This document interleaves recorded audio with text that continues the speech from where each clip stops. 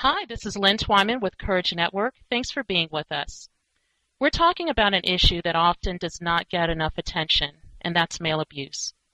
There is an estimate that 1 in 6 men have experienced unwanted or abusive sexual experiences before the age of 16. There's one organization that's working to help raise awareness to this issue and support male victims. I'm pleased to have with us Steve L., Executive Director of 1 in 6. Steve, thanks for being with us. You bet, Lynn. It's my pleasure. Steve, tell us about 1 in 6. How was it started, and what does your organization do? The organization is 3.5 years old, so it's relatively new with regard to our life as an entity. It's Los Angeles-based, although its reach is certainly international with the website. There was a group of us who realized that there just are not enough services for men, and certainly for their loved ones as well, who may have experienced some unwanted sexual experiences or abuse as children. And so we decided that we would put our line in the water, if you will, to see if we could find some folks who would be interested in funding the initiative, the ideas that we had.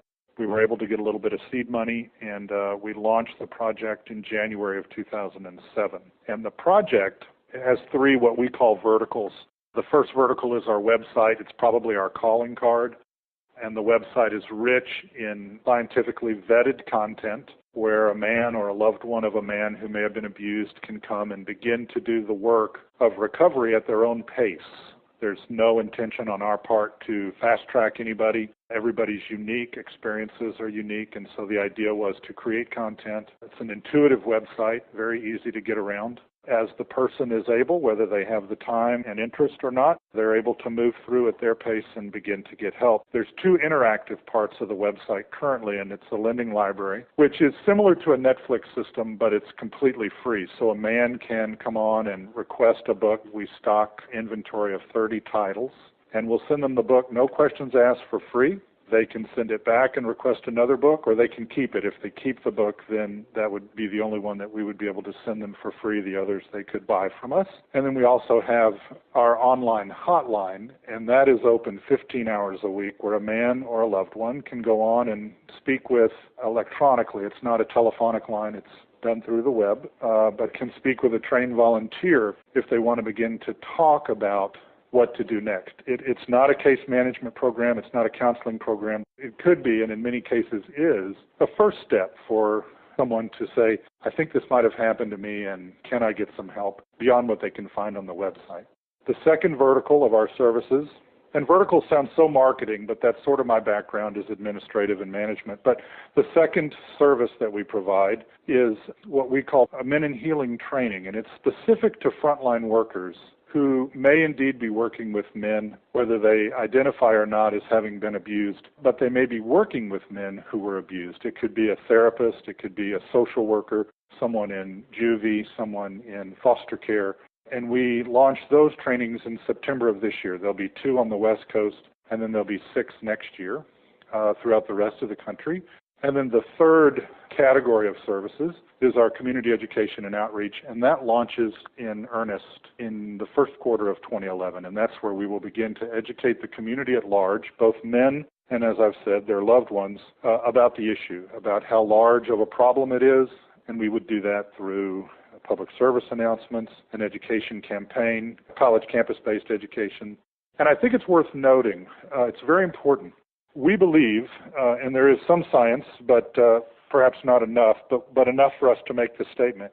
We're fairly convinced that the problem is not predominantly, in fact, we think probably less than 5% of the problem is clergy abuse.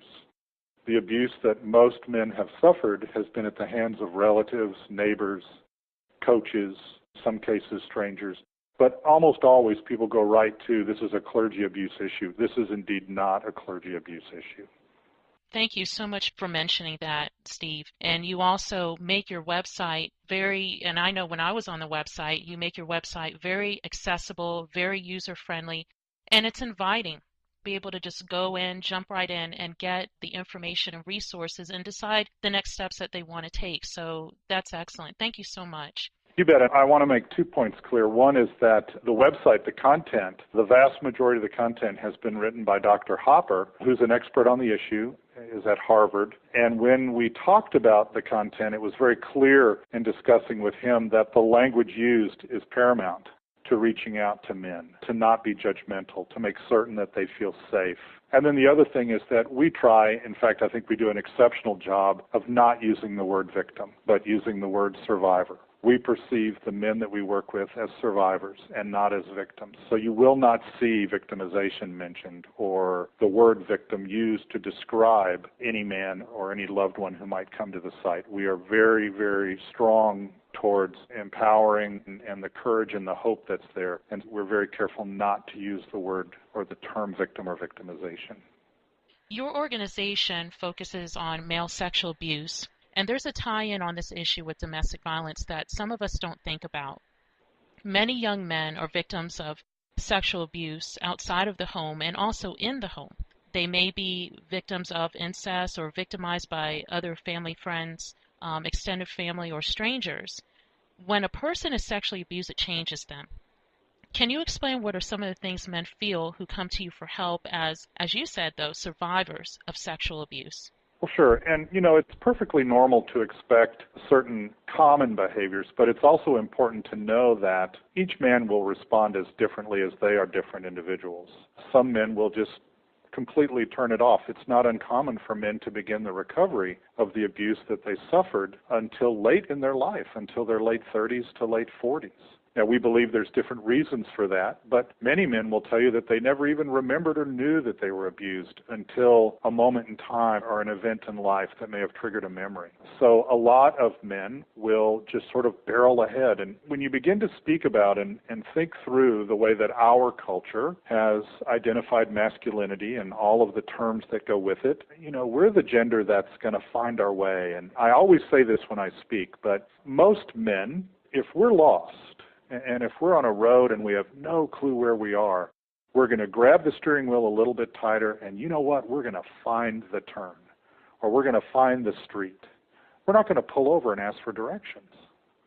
And I think that's the way many of us are wired. How much more so on an issue that's very personal and very taboo.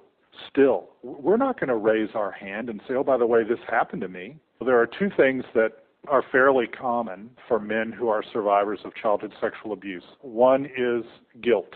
They feel a sense of guilt about it. The other is shame.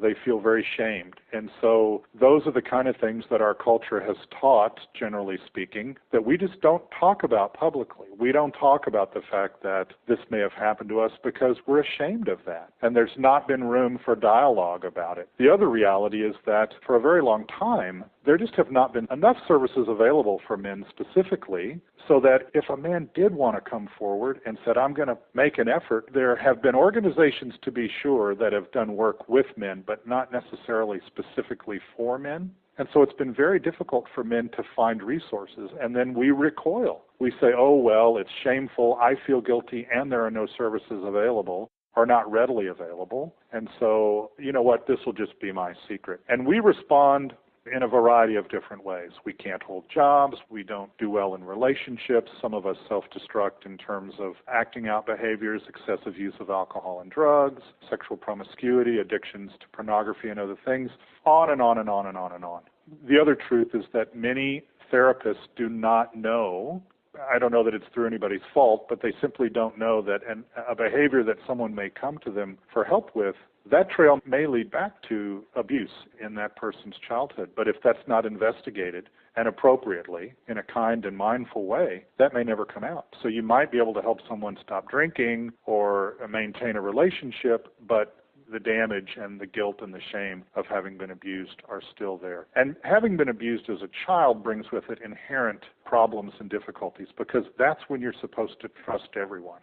That's when you learn that people are okay. And if that's violated, I heard a speaker once say that it's amazing how resilient children can be in terms of trauma.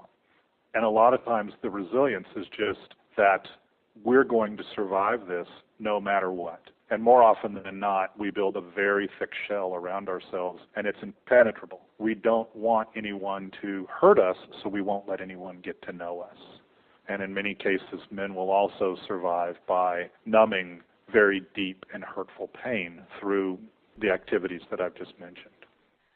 Going back to something that you mentioned that I want to touch on a little bit, when victims, survivors are going back and they're trying to find resources, and they find that there are no resources immediately available for them.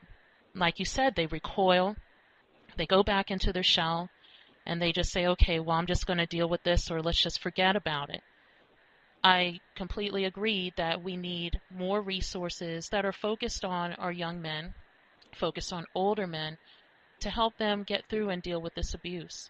Indeed, and I think it needs to be mentioned that nationwide there's a tremendous network of services that are available, domestic violence organizations, sexual assault organizations, who are predominantly led by wonderful individuals, mostly women, and mostly for women. But I want to make it very clear that we as an organization are so grateful for the hard work, the heavy lifting that these pioneers have done for 25 or 30 years. And many of these organizations are now beginning to see that there's a need, too, to create services and to reach out to men. And so we're grateful for that. The lessons learned by the Patty Giggans of the world and others who run these very powerful and necessary organizations to work with victims of violence, the lessons that they learned along the way, we can learn from them and not repeat the mistakes. So we're grateful for the work that's been done by mostly women, candidly, and some men, but mostly women who've gone before and said, this behavior is not acceptable, and this behavior requires response and services. And so, again, a lot of the heavy lifting, Lynn, has been done. And now we're coming along, and we hope to partner with these organizations, to learn from these organizations, and to work with these organizations to serve another group of folks who are suffering, and that's men who are hurting because they were abused as children. Absolutely, because for every man, younger men who are abused, they are someone's son, they are someone's grandson, they are someone's nephew, someone's cousin, and so we're all affected by this issue. Indeed. I think another point that's valuable, I think it takes pondering and I think it takes understanding and a willingness to listen. Just as earlier I said that most folks are willing to connect the dot that the abuse issue is clergy, and indeed it's not. Clergy is a very small piece of the pie. The other assumption is that men who are survivors will themselves abuse. It is proven scientifically, it is proven through research, that the majority of men who suffered abuse as children will not go on to abuse, whether physically, sexually, or otherwise. The other side of the coin is also true, that almost all abusers were themselves abused. And there's a great distinction there, and we have to be clear about it, because it's not appropriate to suggest to a person who steps forward to look for help because they were abused as children that they themselves are going to or have abused. Right. And in most cases, that's not the case. In some cases, it will be, and that requires specific attention and definite work and responsibility on their part. But we have to be gentle and sensitive to that, because that's another reason that men are fearful in many cases of coming forward. They think that automatically they're going to be branded either an abuser or a potential abuser. And research shows that that's simply not the case. That's a great point there, Steve. Thank you so much for sharing that. The goal as an advocate and caring family or friend is to help others live resiliently who have been abused. We want the best for others. How does a man work through or overcome sexual abuse? How do they cope, and how can they have healthy relationships? They can. We can. It's absolutely a possibility. But it takes hard work. It takes support. It takes resources. In many cases, it takes good therapy. And in all cases, all of the above. But it requires, I believe, the effort. One of the things that we've maintained as an organization, that we really just want to begin to move men out of ambivalence and into the possibility of a full and complete life. Because someone who lives ambivalently does not live a full and whole and a complete life. They're missing something, whether it's a deep, intimate relationship, whether it's a successful career, whatever, whether it's having a part of their life that's rich with volunteerism or what have you. Ambivalence robs us of that. And many times we're lulled into ambivalence because it's too painful, there are no resources, I'm too ashamed, there's too much guilt, what have you. So the issue for us is to move men out of ambivalence and to begin to do the work. Would they just take one step?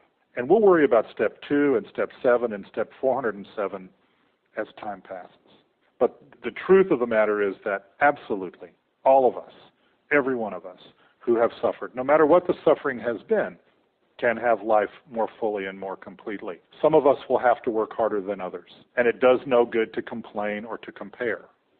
But if you want life complete, and if the issue is that someone took liberties with you that shouldn't have when you were a child, we can help you move out of that ambivalence and begin taking those steps through the information on our site, through the loaning of books to you, through the hotline, through the trainings that we'd like to give to therapists in the city that you might live in, and then certainly through educating the community to where this is no longer an issue that's shameful or taboo. I'm a dreamer, and I'll tell you that 25 or 30 years ago, you would never hear people talking about the fact that they or one of their loved ones might be alcoholic or might have a problem with an addiction to drugs. And today you'll find people whose cars have got bumper stickers on them that say one day at a time. So over a window of time, the taboo of alcoholism and addiction, the disease of alcoholism and addiction, has been lessened to where now people are willing to dialogue and, in fact, put placards on their cars. I don't know that we'll ever have placards on our cars that say, I'm a survivor of abuse, but our great goal is to say that we will pull it out of the closet and begin to talk about it honestly, to own it, to be responsible for it, and to find ways to heal each other and the communities that we live in. Absolutely. And like you said, we all have to work together on this issue.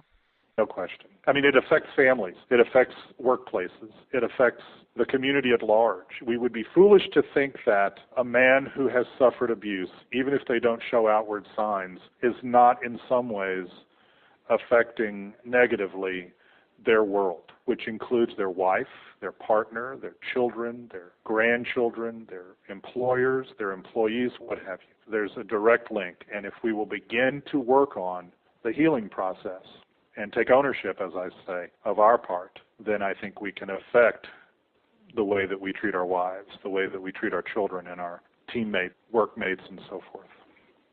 Steve, how can folks reach your organization?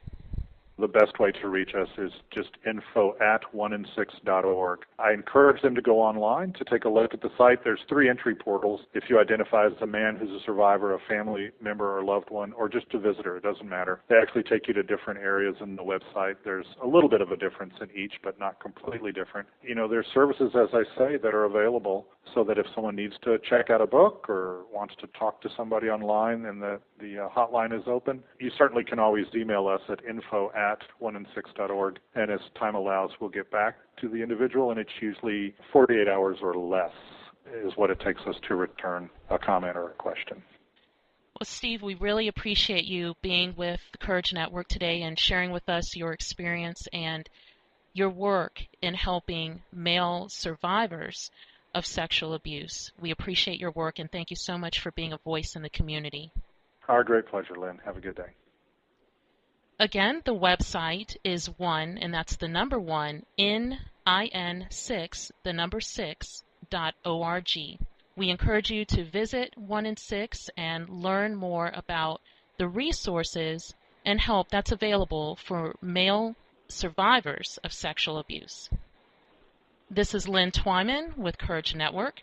Our website is www.couragenetwork.com, where we're building courage by working together. Take care.